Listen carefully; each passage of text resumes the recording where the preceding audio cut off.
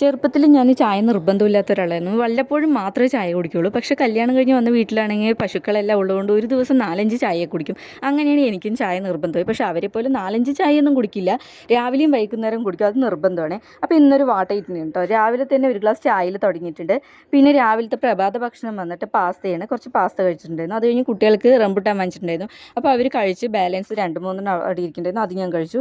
അതിന് ഉച്ചയ്ക്ക് വന്നിട്ട് കാരമിന് വറ്റിച്ചതും പിന്നെ കുറച്ച് വറുത്തതും ഉണ്ടായിരുന്നു. പിന്നെ അത് കഴിഞ്ഞ് കുട്ടികൾക്ക് കൊക്കക്കോള വാങ്ങിച്ചിട്ടുണ്ടായിരുന്നു. അപ്പോൾ അതൊന്ന് കുറച്ച് കുടിച്ചിട്ടുണ്ടായിരുന്നു.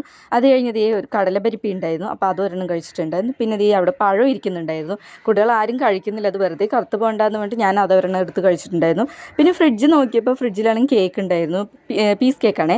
അപ്പോൾ അത് ഒരെണ്ണം എടുത്ത് കഴിച്ചിട്ടുണ്ടായിരുന്നു. കേക്കിൻ്റെ പേരൊന്നും അറിയില്ല, പക്ഷേ അടിപൊളി ടേസ്റ്റ് ആയിരുന്നു. പിന്നെ വൈകുന്നേരം ഒരു 4:30 ആയപ്പോൾ ചായ വെച്ചിട്ടുണ്ടായിരുന്നു കുട്ടികൾക്ക്.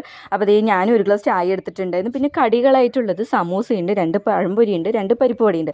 അപ്പോൾ ഇതിലൊന്നും ഞാൻ കഴിച്ചിട്ടുണ്ടായിരുന്നില്ല. ഞാൻ സമൂസയിൽ കുറച്ചെടുത്ത് കഴിച്ചിട്ടുണ്ടായിരുന്നു. കുട്ടികൾക്ക് വേണം പറഞ്ഞിട്ടുണ്ടായിരുന്നു. അപ്പോൾ സമൂസ കൊടുത്തപ്പോൾ അവർ കഴിച്ചതിൽ ബാലൻസ് ഒരു പൊട്ടുണ്ടായിരുന്നു. അപ്പോൾ അത് ഞാൻ കഴിച്ചിട്ടുണ്ടായിരുന്നു. അത് കഴിഞ്ഞ് വൈകുന്നേരം ആയപ്പോൾ കപ്പയും ബീഫും വാങ്ങിച്ചിട്ടുണ്ടായിരുന്നു. അപ്പോൾ കുറച്ച് കപ്പയും ബീഫും എടുത്ത് കഴിച്ചു. അപ്പോൾ അത്രയുള്ള ഈ ഒരു വീഡിയോ ഇഷ്ടപ്പെട്ട സപ്പോർട്ട് ചെയ്യാൻ മറക്കല്ലേ. Tata bye bye, see U.